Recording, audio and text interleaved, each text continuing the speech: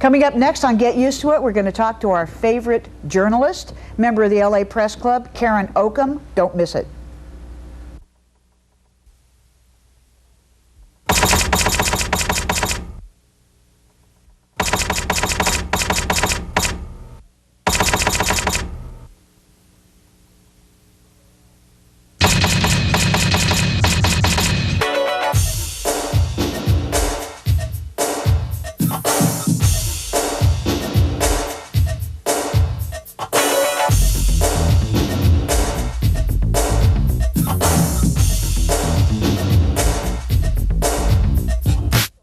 Hi, welcome to Get Used to It. I'm Sheila Kuehl, your host or hostess, as you like to say.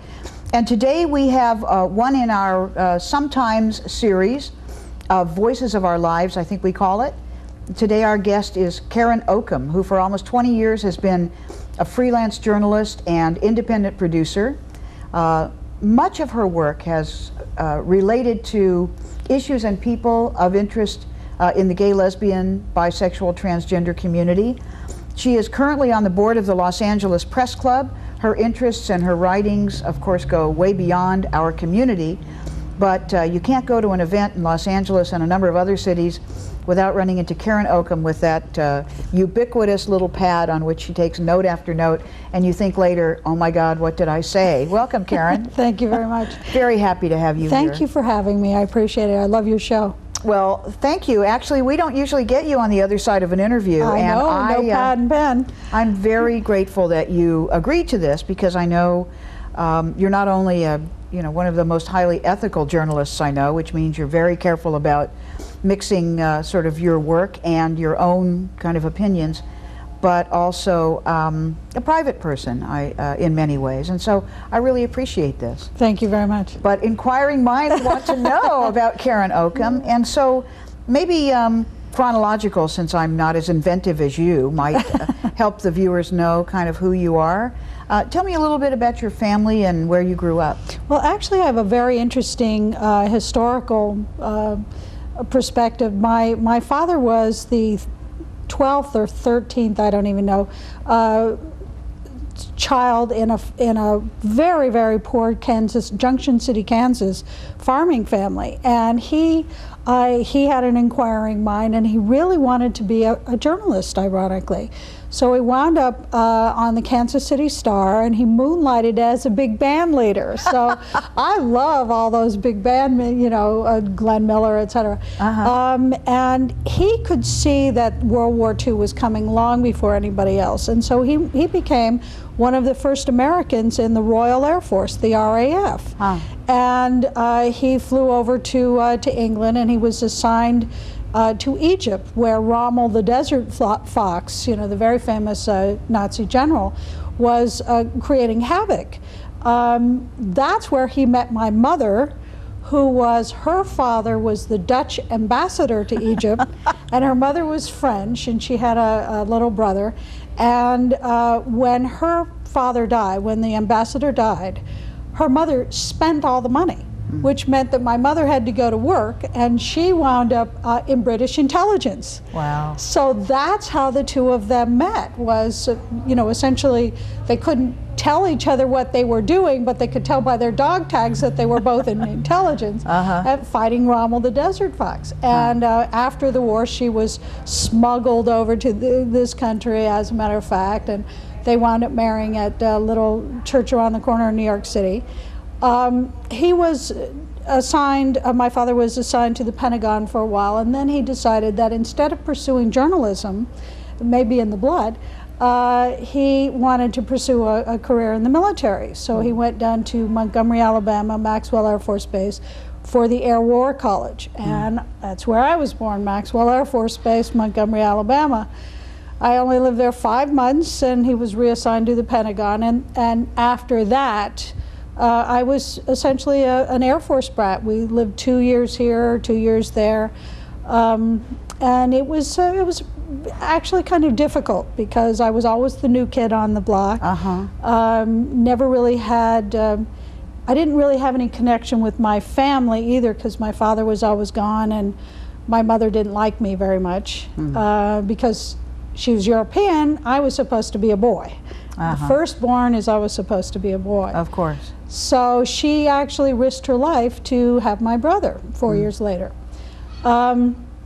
Anyway, some of those travels really helped form who I was. Travels as a child, you mean? Yeah. In terms of your father where being my assigned. father was being stationed, yes. But it does occur to me that, I won't say that as a journalist you have an outsider status, but you do have this sort of demeanor of the observer. And I wonder if part of what you've been describing sort of fits with that in a way, that if one doesn't feel one is ever a part of, you know, a place or even a, well, I guess a time, you would think, well, what I am is an observer.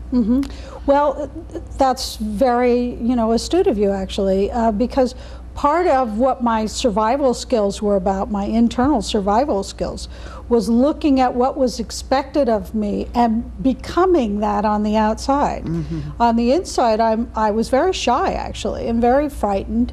But that was not, you know, we were not really allowed to show our feelings, and you know, whatever my behavior was had to conform to wherever we were. But yeah, observing where we were and the customs of the people around me, as well as whatever groups we moved into, were essential to my sort of internal survival skills. And were there experiences then early on that kind of led you to sort of your politic or your ethic about civil rights, about, I mean, you're quite passionate, not just about the gay and lesbian community, but in a variety of ways about people's individual right to be who they are. Yes. At a very early age, well, actually I think I was either 4 or 5, my father was stationed in Japan, Tachikawa Air Force Base, and I was bussed off the base to go to school. At that time, Americans, even today, but Americans were not, their presence in Japan was not exactly, you know, heartily applauded. And as a matter of fact, a number of college students, Japanese college students, would rally outside the base and scream and yell with all these signs and this hatred and this anger, and they'd scream at the buses. And here I am, 4 or 5 years old, looking out the window at these people who were yelling at me, "Yankee, go home, Yankee, go home." And my father was like a deputy base commander or base commander, something like that. So the base had provided us with, or provided him, the family, with 2 people who helped raise me, essentially, Ri-san and Susie-san. So when I got back from, both Japanese women, when I get back from school, I said, why do they hate me so much? What have I done to make them hate me? And she explained to me about how we were unwelcome guests in their country, etc. But the bottom line to that is that when we eventually were transferred back to the mainland, to the United States, and I saw on television what was happening to these little black students, these little black girls who were trying to go to school, I felt it viscerally in my marrow bone. And I was a kid, but that connection stayed with me. And then, of course, as I grew older and started to understand it more, you know, philosophies such as Erasmus or Sir Thomas More, this whole business about being a citizen of the world, really started making sense. And I think that it stems from that very visceral experience as a young child, understanding that some people are going to hate me and I might not know why. Right. But that, you know, that there is this kind of commonality. Ironically, when I finally went to work for CBS News, much later, of course, one of the people I wound up working with, a Japanese correspondent from the Tokyo Broadcasting System, was one of the guys who was outside yelling at me. It was hysterical. We were at this Japanese piano bar, you know, drinking after work, and I told him this story, and he said, wait, I did that. You know? Well, it gives new meaning to what goes around. Yeah, absolutely. So before we get to CBS, which of course you've dropped a nice trail of crumbs there to follow, CBS, Dan Rather. You came back to the States and finished your education, did you go to college here? Yeah. Well, there were some other, stops along the way, but yes, eventually most of the rest of his tour before he did this sort of military-industrial complex thing, my father that is, and retired and went to work for Avco Lycoming, which of course was in 1964, and he was for Barry Goldwater, and I meanwhile was hooking up with all these folk singing hippie wannabes, and I was for Lyndon Johnson therefore, and so I have sort of a classic kind of hippie life, if you will, and I wound up going to school in Saratoga Springs, a place called Skidmore College, which at that time was all women. And I graduated from a prep school, and that's a whole other story. Trust me, that's a whole other story. But when I got to Skidmore, it was 1968. And we seriously thought there was going to be a revolution. The students were rebelling in Paris, as you remember, and Mao was the big thing in China, and there was so much turmoil going on in the United States that we brought that, I was involved in the student movement, we brought that to the different campuses, and so I helped organize, the first women's studies and the first black studies, and got drinking on campus, things like that. Yes, important things like that. Important things like that, not necessarily in that order. Yeah. Well, were you a journalist then, a student journalist, or had you started to develop that as your sort of primary means of expression? No, actually, I had no idea what I wanted to do. I so thoroughly enjoyed being a student because being a student meant that I didn't have to know anything. I got to learn. And I really didn't know where I wanted to go. I dabbled, if you will, in everything from philosophy. I loved philosophy and history, and literature was my mainstay, and art history, and I mean, that was the freedom of being at college, is that I could taste all these things. I could have all these different experiences. Was that the issue with sexuality as well? Well, thanks to the sexual revolution. Because that was about the time, as I recall. Yes, that's right. My family was rather sexually repressed, if you will, and so therefore anything to do with sex was dirty. So it was about, staying a virgin until I got married. That was just always assumed that it was going to be that way. Thanks to the sexual liberation and my political experiences, I started experimenting. I had an inkling that I might be different, but I couldn't go there. I really couldn't go there. I was also, I'm a suicide survivor. After I got clean and sober in 1980, you have to do all these inventories and look at your life, etc. Right. And I started realizing that I was, I was suicidal as a teenager through much of my life, and in fact made various attempts. The attempts got very serious when I had the proverbial dropping out of college for a year. I in fact landed in a mental institution for 6 months. Wow. Locked mental institution. So, it is possible to recover from insanity. But not totally. Not totally. But so I did that whole thing. But I didn't know that I wanted to be a journalist. I didn't know who I was. I didn't know about my sexuality. I just know I didn't want to go there. Being in orgies, or threesomes enabled me to experience that. But frankly, to tell you the truth, it wasn't really even about the sex. It was about this kind of existential loneliness.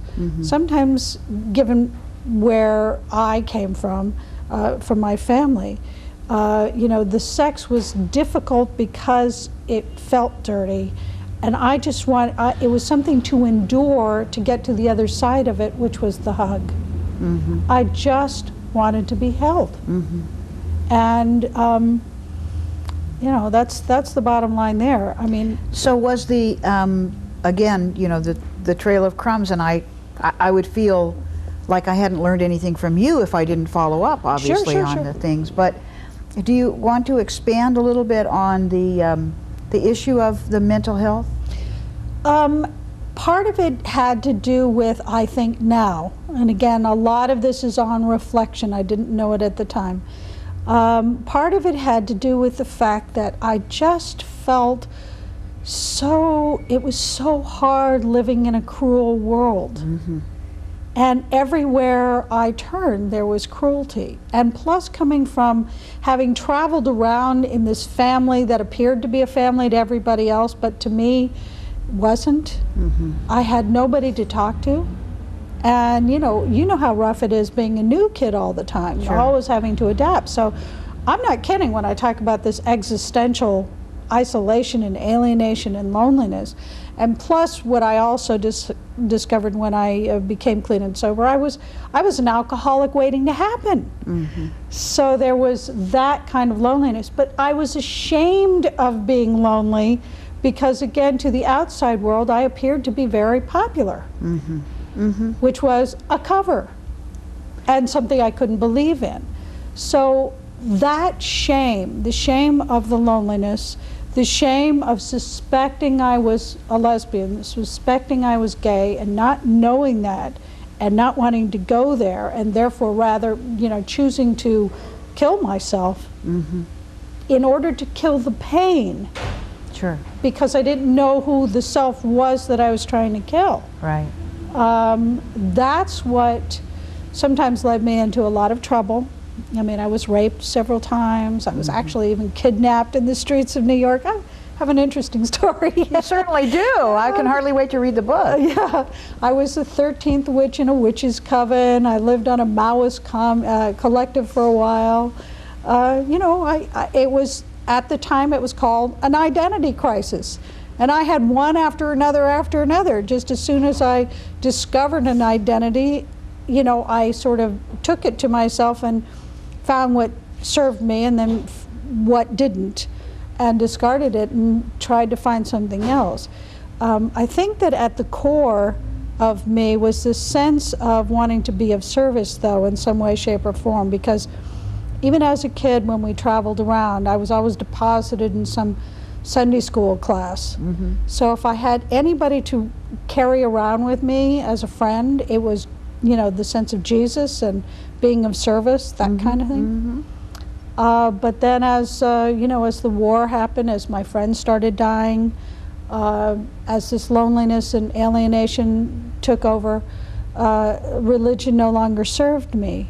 And yet, with the age of Aquarius, and I'm an Aquarian, I had this sense of connection.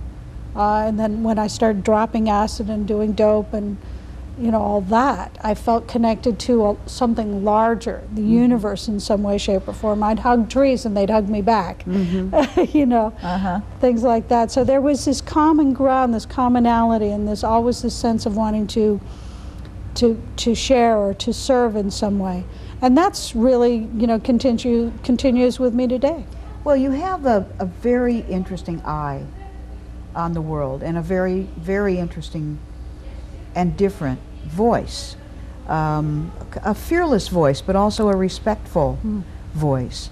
And I know that you mentioned that you had worked with Dan Rather, not that I think he's the very, very, very finest, but there are some instincts that he has. When were you working at CBS with? After I finally graduated from college, because after I dropped out and did the commune collective, witch thing, mental ward thing. Hey, listen, Jack London went through a lot of the different stuff, but the same kind of wandering about. And I'm still here.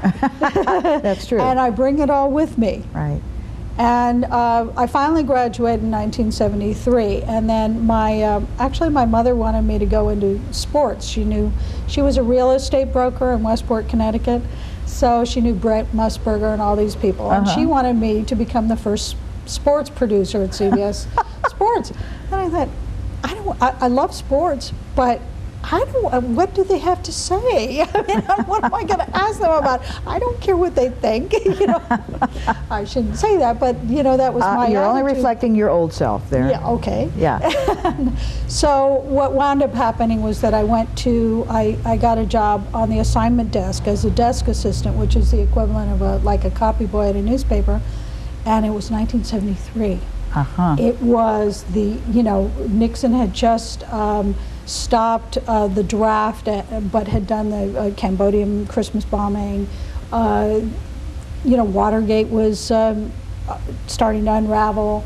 And I looked around. It was one of the most exciting places to be in my life. Dan Rather, well, first of all, I did work on Walter Cronkite's show as well. As a clerk, I clerked on his show periodically.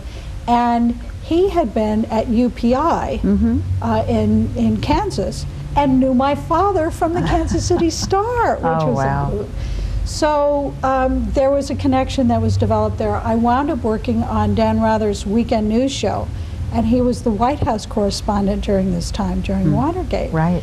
And I adored the guy. I mean, what people, they listen to his Dan Ratherisms, his hokey Texas stuff. He is one of the most humble, he's got his own ego, but he really is a man who has not forgotten where he came from. His father was a ditch digger, his mother was a waitress, he worked his way through law school, and he was willing to mentor me. I mean, I'd ask him tons of questions about Watergate, about anything, whatever. And I mean, the night after, Richard Nixon, you remember the very famous thing down in Texas where the religious broadcasters, and Nixon was being all, proud of himself, and Dan Rather got up to ask a question, and so President Nixon goes, are you running for something, Mr. Rather? And everybody, yay, like this, and Rather goes, no, sir, Mr. President, are you? And boo, people boo. Well, he came back to New York, and we went out to dinner the next night, and he asked me my opinion as a desk assistant about whether that was the right thing to do. He is still a very genuine man who remembers where he came from and conveyed that kind of humility and sense of public service and public responsibility, and in fact the nobility of the profession to me. So that's what I cling to. I mean, I got my training, I learned by doing, and I got my training in what they used to say was the house that Edward R. Murrow built.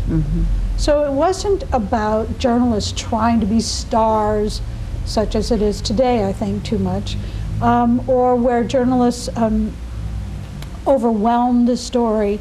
Cronkite actually used to talk about that a lot, where it became difficult when he became larger than the story you wanted to go cover. Well, of course, he's the man that we were all watching at the moon landing who summed it up for the entire United States by saying, wow. Yeah.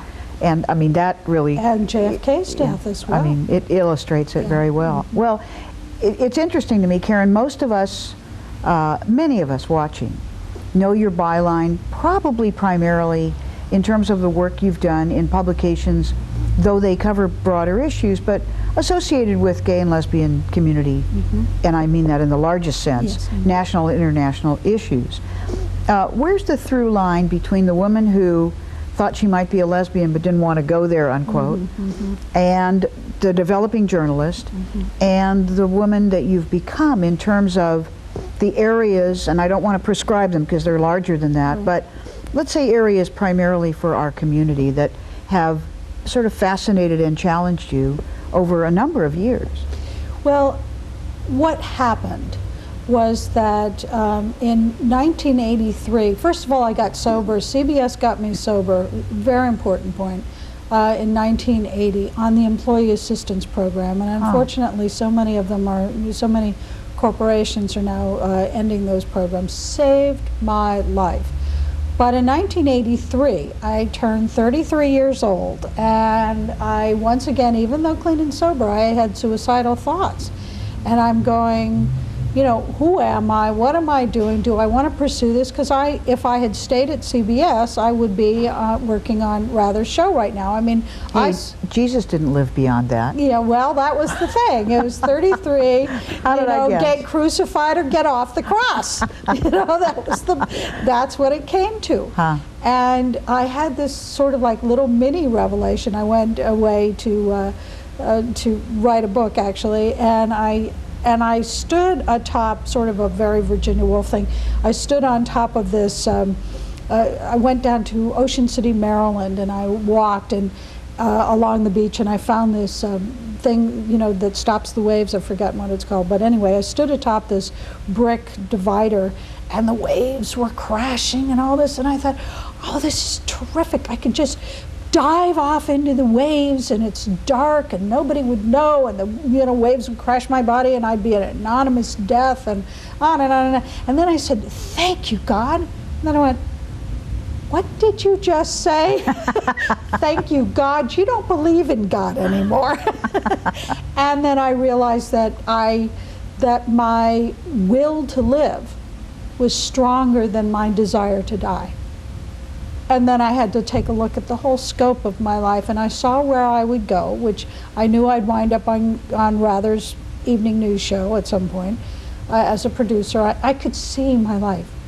And I chose to find out who I was and discover myself at a deeper level. So I left CBS, and I came out here, and truthfully I came out here with a lover at that time, but I came out here to come out. Mm-hmm. I mean, I traveled 5,000 plus miles to come out, and I landed here. I did the 1984 Olympic coverage for CBS. It was my last big producing gig for them. And after that, I started exploring the arts. I wanted to be a playwright, studied acting with Salome Jens. And then what started happening was that my friends started dying from AIDS. Mm-hmm. It was 1984, 85. And I started seeing people being outed by AIDS. People who just never wanted to come out to their family. And I wasn't out to mine, to my mother. And it became a matter of moral and ethical crisis for me, because I could no longer stay in the closet when AIDS was outing my friends. So that's really what prompted me to come out. And then, I stood at the bedsides of so many people, as we have, so many wonderful, ordinary people who became extraordinary. We all became extraordinary in a very simple but profound and spiritual way. And I said, what can I do? What can I do? So I looked at my skills, and the only thing I knew how to do was be a journalist. So I met a man named Bob Craig, who was at the time the publisher of Frontiers News magazine. And when another friend of mine from a 12-step program, Wayne Carr, went on a hunger strike, I went to Bob Craig and I said, I really want to cover this. And I said, this is the way I can give back. Because I'm not Jesus. I couldn't lay my hands on and heal people, and boy, that hurt me a lot. That I was that kind of powerless, losing friend after friend after friend, especially in these 12-step programs. I had a newcomer ask me one time, because I was producing the memorials. Mm-hmm. Is that what you do for a living? And it was just, well, you remember these times. Well, I do. I remember having this conversation with Denise Egger, Rabbi Egger, who is so wonderful at funerals. And why? Right. She had so much practice. Yeah. Everyone wanted her to do the memorial service for their lover or partner or whatever who had died, and it was like that. You just got to a point where we just knew how to do this too well. Yeah. We knew our way through a hospital. We knew how to see people when visiting hours were over. We knew too much about this, so I really understand. So that's what I would do in my sort of private life. And in my public life, in seeking some way to serve, that's why I got back into journalism. And thank heavens for being, you know, a leftover hippie, because gay journalism does not pay. So it was about, you know, being comfortable enough with very little, but trying to have the integrity to sort of raise the standards of gay journalism and be able to treat us the way we deserve to be treated, with respect. And, you know, I hate to use this term, but it's true, fair and balanced reporting, and that's been really very, very important to me, that kind of having that reputation of being fair, because, you know, I think that I've gotten to a point where the queer nationals respect me and trust me, and so do pro-life log cabin Republicans, very conservative gay Republicans, because it's not about my agenda, it's trying to tell their story accurately, you know, at the same time asking hard questions of both the queer nationals and the log cabin, you know, the conservative log cabin. Well, you are the queen of the follow-up question. I mean, there's no question about it. I admire it very much, but it also has baffled me. Not because it's you, but it's so foreign to me to have an approach when you're part of a community and your own personal feelings are very passionate about civil justice, to essentially so fairly present people's point of views while still being a critic across the board, but not a bitter critic, not a vitriolic, you know, critic. It's literally not about you. I mean, there's very little reporting that I see going on. I could be a little prejudiced, but you know, it's hard to tell the front page from the editorial section, and I know the right wing thinks the left wing's in charge of the papers and the left wing thinks the right wing's in charge, but in any event, you could only have to read the first 3 paragraphs of almost anything on the first, second, or third pages, and you just know where the writer's going with this. But your work is not like that. I hope that's a compliment. It is very much so. Thank you very much. Again, it's learning from people like Cronkite and Rather to distinguish between good storytelling and commentary. Because, you know, I have had a column in Genre magazine. I have done commentaries and where it's clearly labeled, this is what I think. But apart from that, it's about telling an engaging story and trying to do it in such a way as to, you know, without fear or favor is the way the story goes. Now, of course, you know, I have had fear and favor upon occasion. I mean, there were times when I was very much afraid of standing up in front of Daryl Gates and asking him a question while he's, you know, sending darts at me, or other times going so-called undercover at Lou Sheldon's heterosexual symposium. You know, there were times when I seriously thought that I'd be assassinated, you know, when I was doing some right-wing reporting. Reporting on the right wing, I should say, back in the days when the white Aryan resistance was very visible. And there have been times when it's been difficult, when I know in my heart of hearts that I favor somebody and have helped them out of a tangle of their own words, when I could see that they had just said something that would land them in a whole lot of trouble, and if I printed it that way, there'd be trouble, even though that wasn't the intent of what they meant to say. So I've wrestled with that. Well, but you don't play gotcha, which is also distinguishes you from, you know, a number of other writers. But gotcha is all about the person who's playing gotcha. Right. It's not about who you're getting. I mean, you know, the truth will out. I mean, the story is compelling enough. For me to become part of the story, or for the story to somehow forget about who it is I'm talking about, but become about me, that's not journalism. Well, what do you think have been some of the large thematic issues in our community, before we talk about the connection maybe to other, I guess other people would say larger issues, but for the gay and lesbian community, in your experience, what do you think have been the large thematic kind of stories for us? Well, I think one of the most intense, and again, it goes back to my personal caring about this, but the way that we have started dealing with shame.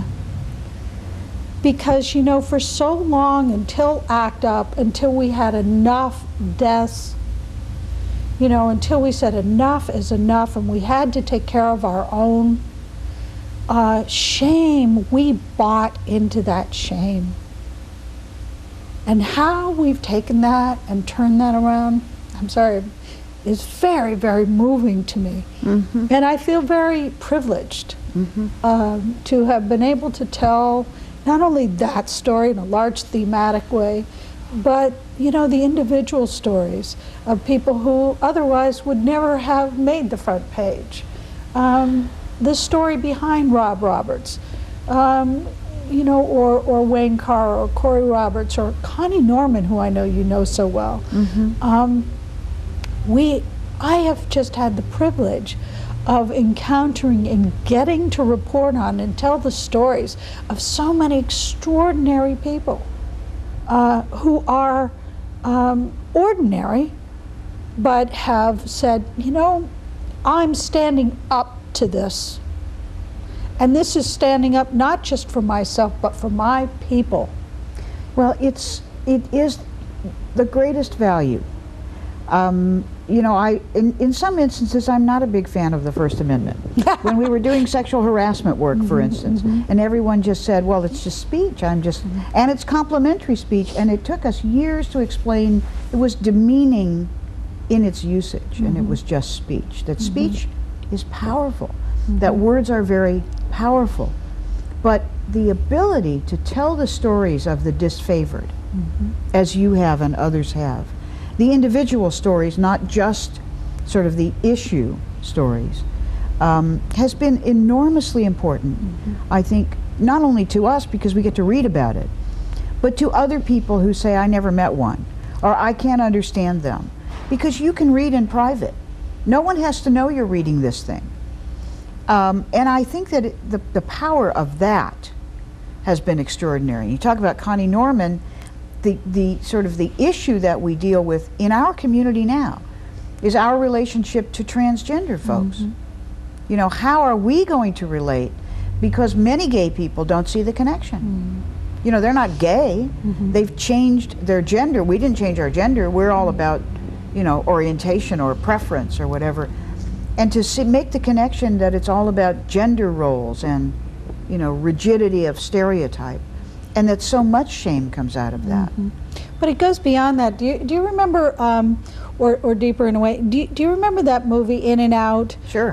With Kevin Kline? Well, at the end of it, you know, all these townspeople stood up and said, I'm gay. Well, I know him, and I was in his class. I'm gay. I must be gay. Well, when I had a column with Genre Magazine, I did exactly the same thing regarding the transgender movement. And a lot of that had to do with Connie Norman. And I stood up and I said, likewise, I'm transgender. Now, does that mean that I want to have a sex reassignment? No. Does that mean that, you know, I qualify under all of the categories or however the definitions keep shifting? Not necessarily, but you know what? In my heart, I stand with the transgender community. And I think it's along those lines. How our community needs to relate is when we keep talking about our allies and how they're willing to stand with us, even though somebody might look at them and go, oh, I never knew he was gay. It's the same thing. We need to stand with people who've been who've been oppressed and continue to be this issue oppressed. of shame, I guess that's why we adopt the word pride, and of course we're not the first community to do that. Yes. The notion is beyond, no, I shouldn't be ashamed. But as a matter of fact, you know, screw you. I'm going to be proud of who I am. And when I think about it, it sort of makes me laugh. Like, I'm going to be proud that I sleep with women instead of men. Okay, this is not the greatest source of my pride, let me just say. But damn it, I'm going to be proud if you're going to try to make me be ashamed. And I think, get used to it. And get used to it. And that's really been the transformation. And I guess it's that aspect of your writing as well that connects outside of our community. I mean, when I talk about these larger themes, you were talking about AIDS and our needing to grapple with the issue of untimely early death, of suffering, of things that usually our grandparents were going through, where you expect it. You know, you're going to lose your friends, although it did give us, I think, a new respect for that generation losing all their friends. And an understanding of what the mother in South Central Los Angeles feels like, having lost 3 of her children to drive-by shootings. Right. I mean, when the black community says the black man is an endangered species, I mean, we have some sort of an understanding of what that's about. But our community doesn't always respond that way. No. I mean, we've been very insular in some ways. That's right. And I think that part of it has to do with, you know, just as people are afraid of us as an unknown, I think we're afraid of other minorities and stepping on people's toes. And, you know, we haven't quite established what the boundaries are. Well, is it all right if I show up to your organizational meeting even though I'm white? I mean, I'm a member of the Black Journalists Association of Southern California because I'm a journalist and they're open to people like me. And I want to know, you know, where are our allegiance, you know, where is our commonality. As a matter of fact, I'm on the board of the LA Press Club. One of the things that I'm doing is this, I've helped organize something called the Los Angeles Sunshine Coalition, which is about the First Amendment and trying to have better access to public records and open government deliberations. And the people ask me, well, here you do all your work over here and you do this over here. Where do you find the energy, and how is it that you can be sort of a leader on this? And I go, you got to be a dyke going through menopause. So here are all these straight people who are very respectful of me, you know, who crack up when I say, this is the truth about who I am. And I have a lot of this energy that I don't know exactly what to do with, so I'll channel it here. You know, one of the things you said earlier about raising the level of gay journalism, there was an enormous amount of criticism, I think, for the sloppy nature of gay journalism in the days in which we were almost in the, well, we didn't have mimeograph machines, but you know, almost in the broadside aspect of it, and the hot off the press 2-page newspapers, and underground was sort of the word for what we had. We couldn't have an overground paper. When Frontier started, there was more of an attempt to, you know, to do some journalism, but people have criticized many of the publications in our community as being more like Playboy, you know, where the ads themselves are so sort of sexual in nature and omnipresent. How can you do journalism in, you know, in such places? Who reads these things? Well, I mean, in order, and this was a question I put to Bob Craig actually in 1989 when I first met him, and I had a talk show on City Channel actually. Right. And I interviewed him and I asked him the same thing, and you know, he was straight up about it. He said, those ads pay for the publication, pay for, you know, the ability to get the publication out. And ironically, the LA Weekly, you know, at one point put up their nose and said, we would never do anything like that. Well, I suggest you pick up an LA Weekly and you'll see that those ads are, you know, and the futon ads, but those ads, you know, pay for it. And you know, there are a number of people who also say, not Bob that I remember correctly, but who say, you know, guess what? This is a sexual liberation movement.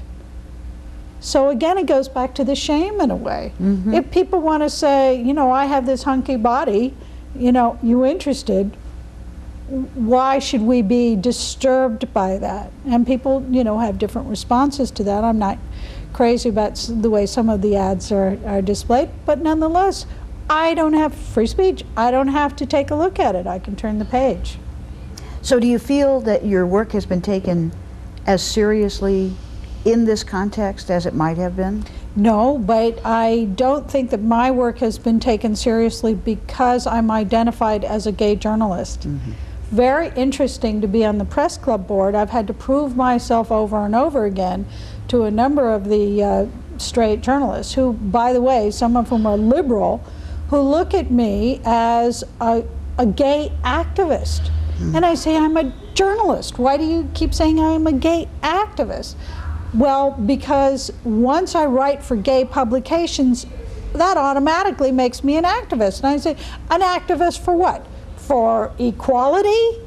I mean, are you gonna say I'm gonna argue against that? I don't think so. Do I tell Lou Sheldon's point of view? Of course I do. You know, do I have a response from somebody? Of course I do. That's just good journalism, both sides of the story.